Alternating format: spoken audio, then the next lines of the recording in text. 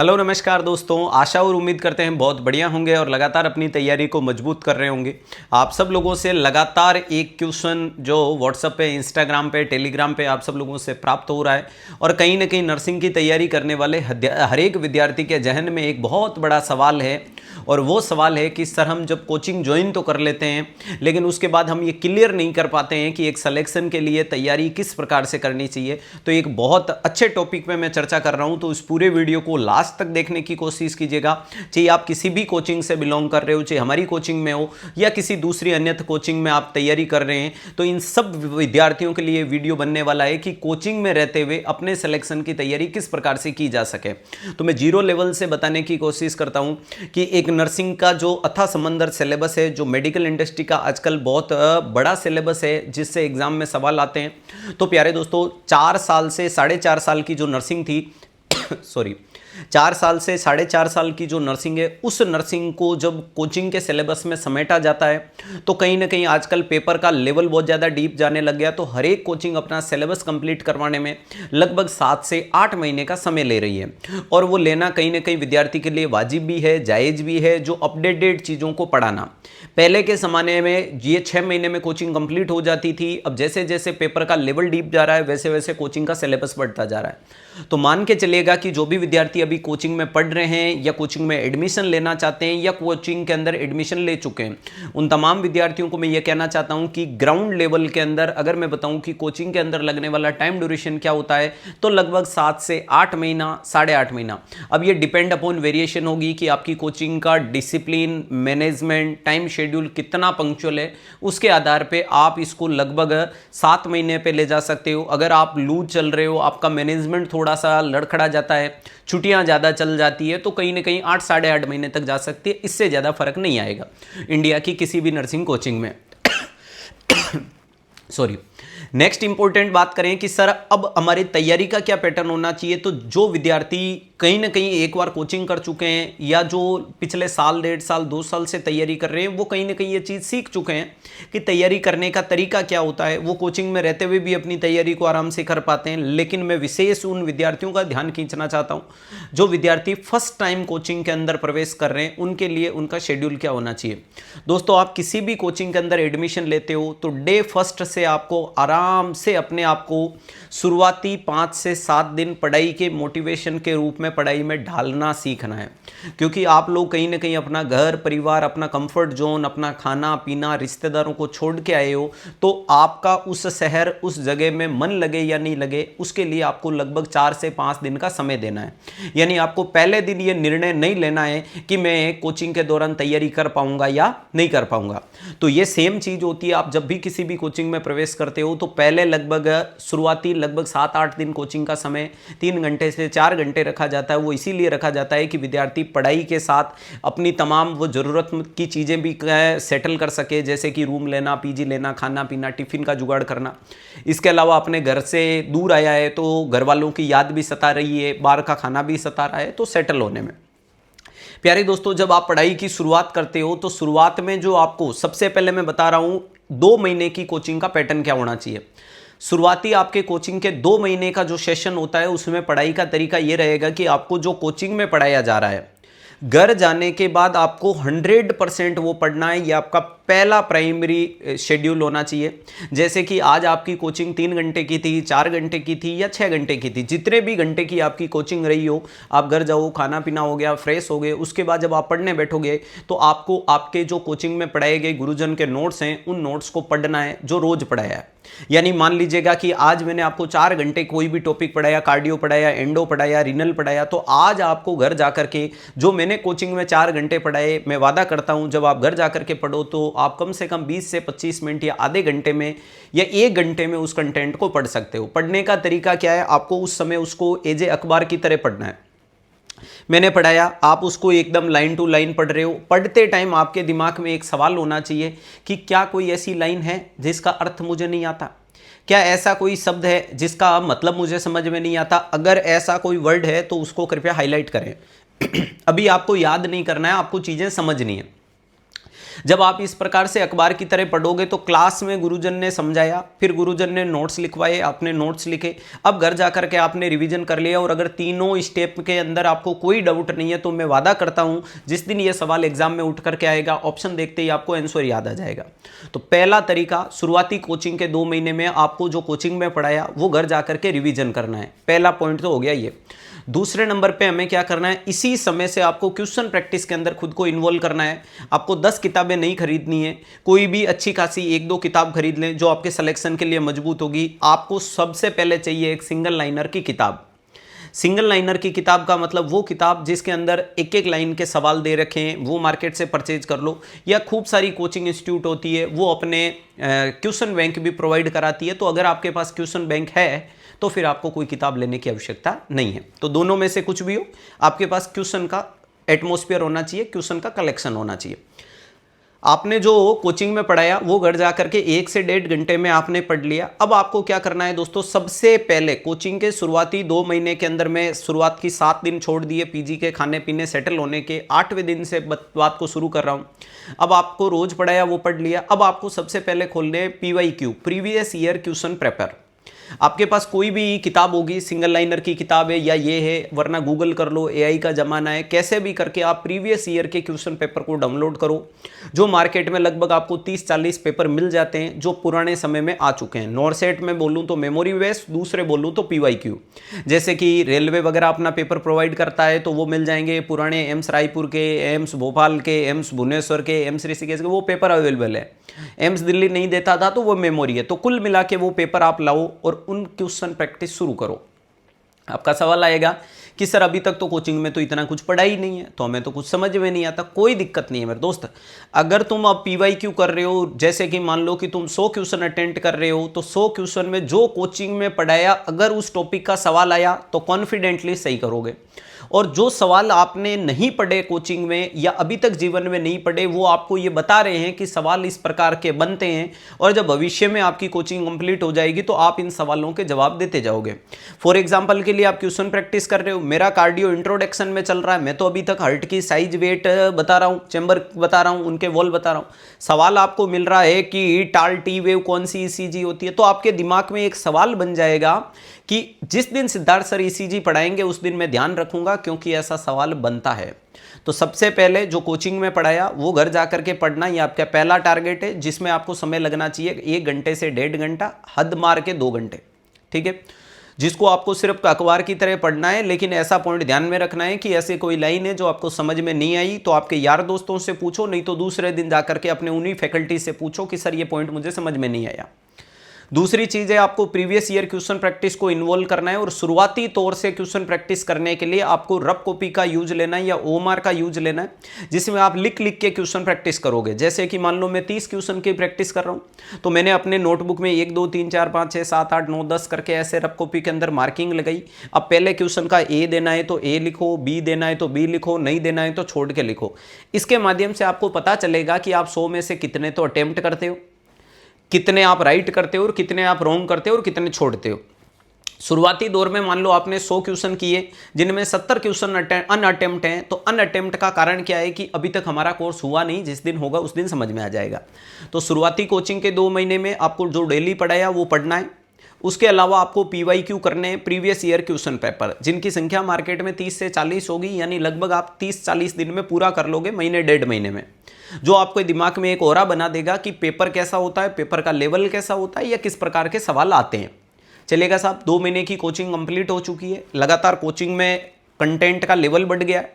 इसके अलावा कॉपियाँ मोटी होती जा रही है, नोट्स लगातार होते जा रहे हैं, छोटे मोटे कोचिंग में सिस्टम पूरे होते जा रहे हैं। अब हमें क्या करना चाहिए, 2 चीजें मैंने बता दी। तीसरा पॉइंट आपको करना है कि जब आप डेली का पढ़ाया पढ़ रहे हो, PYQ कर रहे हो, इसके अलावा रोज का कम से कम 1 से 2 घंटे आपको एक नोट्स को जरूर चलाते रहना है। कैसे चलाते रहना है सर, जैसे कि मान लीजिएगा कि अभी मेरी कोचिंग के शुरुआती दौर में शुरुआती दौर में मान लो MSN चल रही है, पीडिया चल रही है, फंडामेंटल चल रही है, OBG चल रही है, 4 सब्जेक्ट चल रहे हैं। तो अब दोस्तों मुझे एक नोट्स को साथ में उठाना है जिसको मैं 0 लेवल से पढ़ूंगा। जैसे कि मुझे पीडियाट्रिक की पहली लाइन से मुझे पीडियाट्रिक पढ़नी है, आज 2 घंटे पढ़ूंगा, कल 2 घंटे पढ़ूंगा, परसों 2 घंटे पढ़ूंगा। जिस दिन पीडिया पूरी हो जाएगी ओबीजी शुरू कर दो, ओबीजी हो गई फंडा शुरू कर दो, फंडा हो गई एमएसएन शुरू कर दो। जिस दिन ये चारों हो गए फिर से पीडिया पे आ जाओ। मेरा कहने का मतलब 3 चीजें आपको लगातार चलानी है। पहले नंबर पे जो डेली पढ़ाया, दूसरे नंबर पे आपको शुरुआती दौर में पीवाईक्यू करेंगे, उसके बाद अपन सिंगल लाइनर क्वेश्चन पे जाएंगे। तीसरे नंबर पे एक सब्जेक्ट को कंटिन्यू रन करते रहेंगे टिल सिलेक्शन, जिससे आपकी वो थ्योरी है वो एकदम जंक नहीं खाएगी। जो थ्योरी आपने पढ़ करके बंद कर दी वो भूलोगे नहीं। वरना क्या होगा कि जिस दिन पीडिया वाले सर ने पीडिया पढ़ाई उसके बाद आप वापस देखोगे ही नहीं तो साफ हो जाएगी।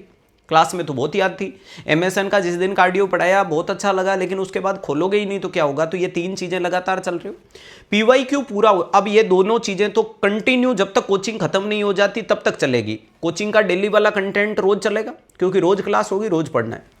एक सब्जेक्ट को कंटिन्यू रन करना है। कुछ समय बाद सिलेबस बड़ा हो जाएगा तो एक सब्जेक्ट को पढ़ने में 3-3 4-4 दिन लग जाएंगे तो भी कोई दिक्कत नहीं है, चलते रहने दो। पूरा होगा फिर नया ले आएंगे, पूरा होगा फिर नया ले आएंगे।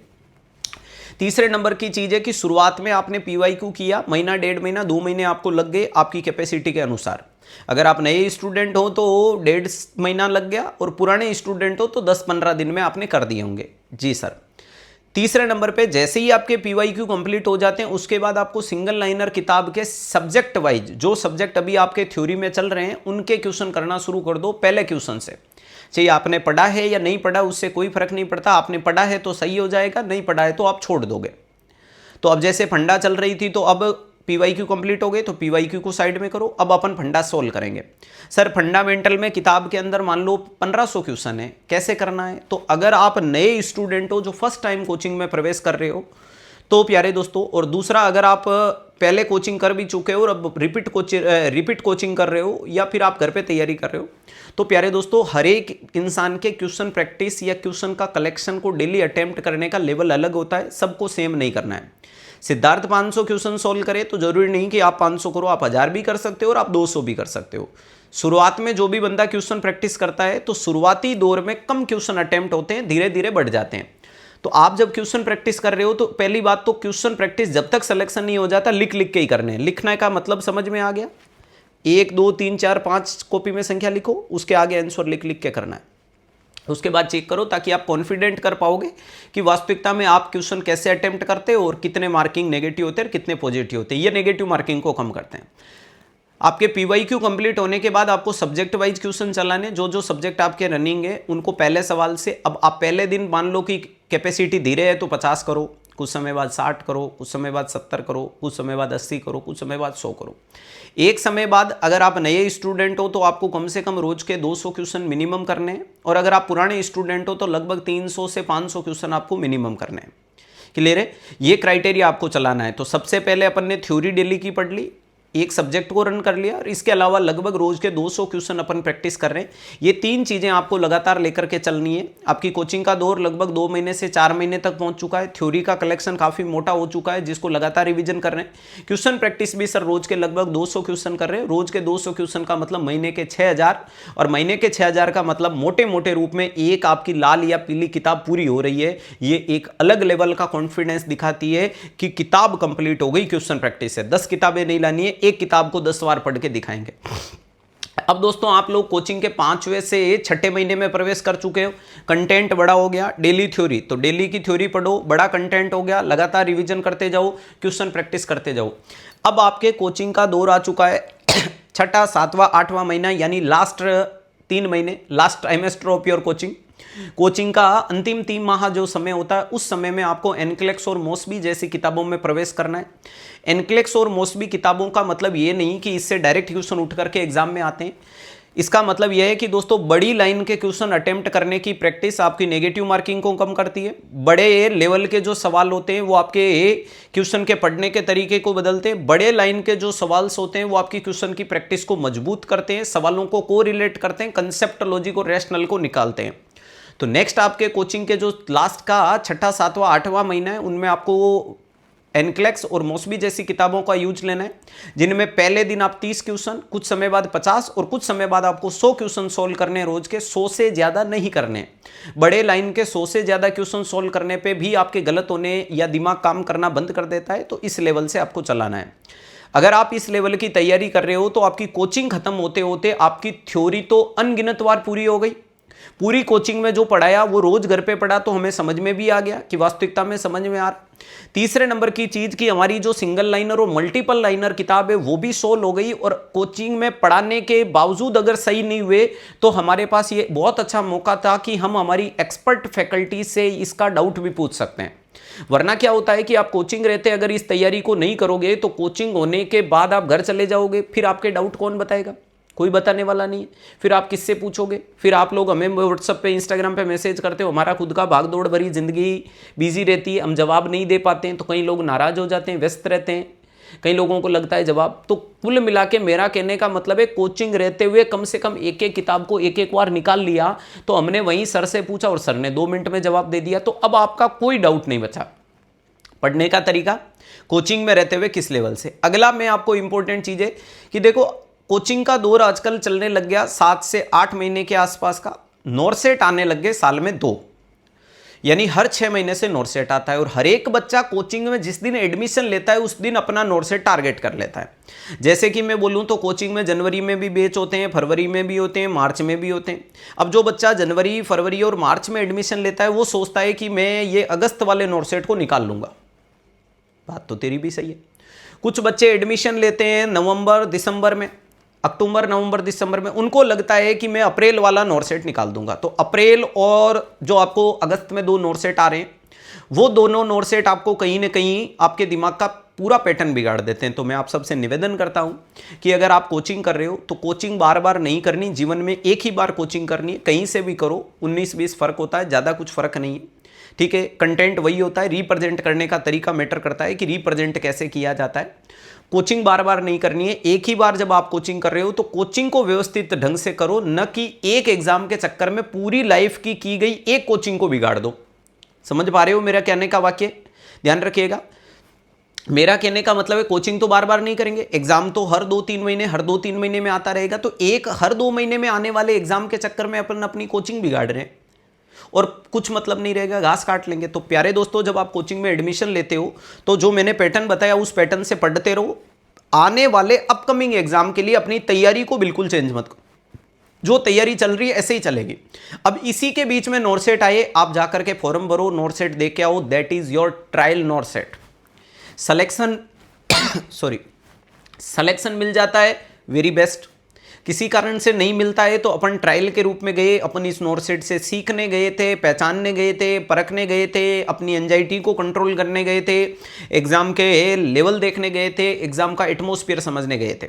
हमने बिल्कुल कोचिंग को नहीं बिगाड़ा, वरना अधिकतर मैंने बच्चों को यह डाउट देखा है कि बच्चा मान लो कि मार्च में एडमिशन ले रहा है या जनवरी में एडमिशन ले रहा है, अब फरवरी, मार्च और अप्रैल में नॉरसेट आ गया, 3 महीने बाद वो कोचिंग वालों पे इतना दबाव बना देता है कि सर कोर्स करा दो। और कोचिंग वाले देखो, हम लोग तो रोज पढ़ते हैं, तो मेरे लिए कार्डियो लपेटना, एंडो लपेटना, रिनो लपेटना या कोई सब्जेक्ट पढ़ाना बड़ी चीज़ नहीं है। आपको तो समझना है। मैं तो धड़ाधड़ पढ़ा दूंगा, 10 घंटे 12 घंटे क्लास लगा के पढ़ा दूंगा, सिलेबस करवा दूंगा। सिलेबस कंप्लीट और सिलेक्शन का आपस में कोई रोल नहीं है, ये मान के चलो। समझ पा रहे हो? सिलेबस नहीं हुआ फिर भी सिलेक्शन हो सकता है, सिलेबस हो गया फिर भी सिलेक्शन नहीं हो सकता। ये दोनों चीज़ें अलग अलग हैं।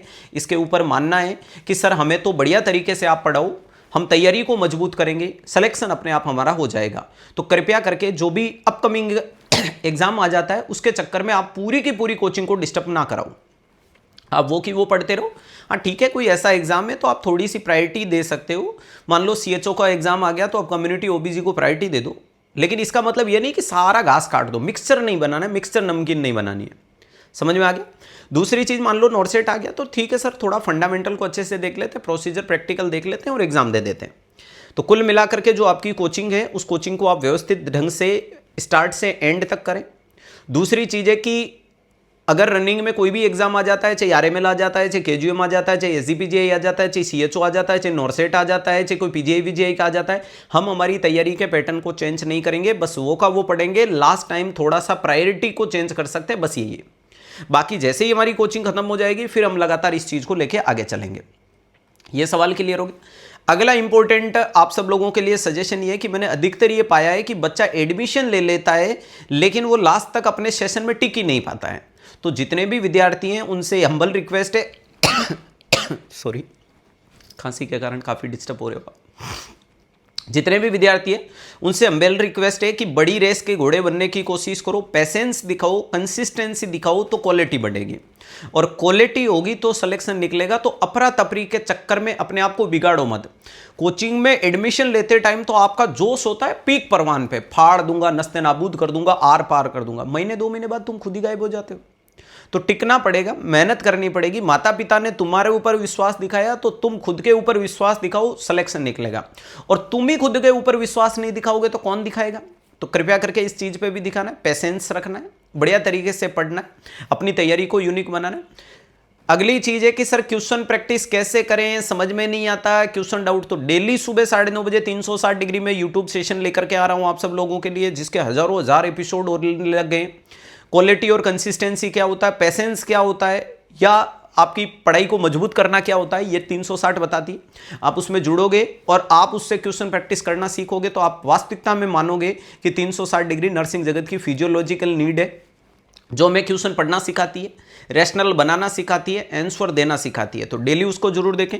अगर आप किसी कोचिंग के अंदर मॉर्निंग में पढ़ रहे हो तो इवनिंग में मेरी क्लास देख लो, और जो बच्चे इवनिंग में पढ़ रहे हैं वो डेफिनेटली लाइव जुड़ें। तो मेरा तो यही रहेगा कि लाइव का मतलब लाइव आकर के आप तैयारी को मजबूत करो, उसकी नोटबुक अलग से मेंटेन करो जिसके अंदर आप अच्छे खासे नोट्स लिखो, चीज़ों को रिवाइंड करो।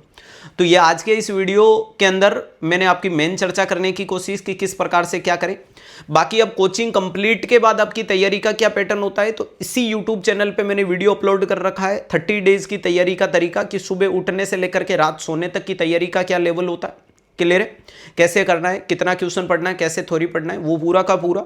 आई होप ये वीडियो आपको पसंद आया होगा, जो आपके काफ़ी सवालों के जवाब दिए होंगे। अगर ये वीडियो पसंद आता है तो इसको लाइक और शेयर जरूर कीजिएगा। इस चैनल को सिद्धार्थ सांधू को सब्सक्राइब नहीं किया तो सब्सक्राइब कर दीजिएगा। आपके लिए और बेहतरीन स्ट्रेटेजिक प्लान या आपकी सुली जो गुत्थियां हैं उनको सुलझाने की कोशिश की जाएगी, क्योंकि हमारा ध्येय एक ही रहेगा कि जब तक तोड़ेंगे नहीं तब तक छोड़ेंगे नहीं। आपका सिलेक्शन हमारी मजबूती का कारण बनेगा, और वास्तविकता में गारंटी देता हूं कि पैसे के अभाव में कोई भी विद्यार्थी शिक्षा से वंचित नहीं रहेगा। आपके लिए वो कंटेंट लाया जाएगा जो आपके चेहरे की मुस्कुराहट का कारण बनेगा, आपके माता पिता के सपनों को साकार करेगा, आपको यूनिक बनाएगा, आपको ब्रांड बनाएगा। तो घबराने की क्या आवश्यकता है जब हम आपके साथ हैं, जब 360 आपके साथ हैं। ध्यान रखिएगा, वो कहते हैं ना कि हर एक मुश्किल से टकराना है मुझे, जो मेरा है उसको पाना है मुझे, और जहां हार सब लोग मेरी चाहते हैं वहीं से जीत के आना है मुझे। तो दुनिया तुम्हारी हार का इंतजार कर रहे हैं, वहां तुम्हें जीत के दिखाना है मेरे दोस्तों। तुमसे बहुत ज्यादा उम्मीदें लगा के बैठा है 360 डिग्री आपका अपना परिवार, जो ये मान के बैठा है कि अटक से कटक और कश्मीर से कन्याकुमारी तक एक आवाज निकलेगी कि पड़े हो किसके चक्कर में, कोई नहीं है 360 के टक्कर में। तो आई होप वीडियो अच्छा लगा होगा। वीडियो को लाइक और शेयर कीजिएगा, चैनल को सब्सक्राइब कीजिएगा, कमेंट बॉक्स में कमेंट जरूर छोड़िएगा। आपको और कौन कौन से डाउट्स पे वीडियो चाहिए, कौन कौन से डाउट्स के जवाब चाहिए, उनके बारे में जवाब देने की कोशिश की जाएगी, क्योंकि आपके सवाल हमारा जवाब बनेगा, आपकी तैयारी हमारी मजबूती बनेगी, आपका प्यार और विश्वास हमारी उत्सुकता बनता है। आज के लिए इतना ही, बहुत बहुत धन्यवाद।